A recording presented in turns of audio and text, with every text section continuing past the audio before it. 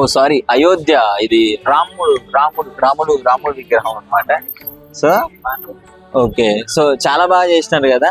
So అంటే వినాయకుడి పండుగ అంటే ఒక్క వినాయకుడే కదా, అందరు దేవుళ్ళు ఉంటారు. అదే విధంగా ఇంకొంచెం మంది ఫ్యాన్స్ ఏం చేస్తారంటే వాళ్ళ హీరోకి తగ్గట్టు కూడా వినాయకుడిని తయారు చేయించుకున్నారు. సో ఈ విధంగా చాలా మంచి అద్భుతంగా చేసినారు కదా.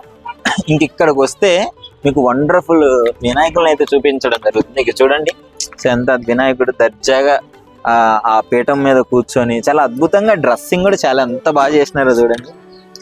చూస్తూనే చాలా అంటే ఇంత క్రియేటివిటీ చూడండి, ఎంత భక్తితో. ఇది బిజినెస్ కోసం చేసినట్లే కాదు, భక్తితో కూడా చేసినట్టు అనిపిస్తుంది. అంటే ఆ అలంకరణ, నిబద్ధత చాలా ట్రెడిషనల్ గా ఒక దేవుని ఏ విధంగా అలంకరించాలో అదే విధంగా అలంకరించారు. ఇక్కడ చూసుకున్నట్లయితే కొంచెం ముందుకు రండి. ఇక్కడ చూడండి, మంచిగా వినాయకుడికి మన ముంబై స్టైల్లో చేశారు. ముంబై నుంచి ఎంత అద్భుతంగా అలంకరించినారు వినాయకులు, చూస్తేనే చాలా ముచ్చటేస్తుంది కదా. సో ఇక్కడ కూడా చాలా బాగుంది వినాయకుడు. ఇంకా వెళ్తూ వెళ్తూ ప్రతి ఇక్కడ నెమలి ఉంది కదా, కృష్ణుడి రూపంలో చూడండి ఎంత అద్భుతంగా చేసినారు.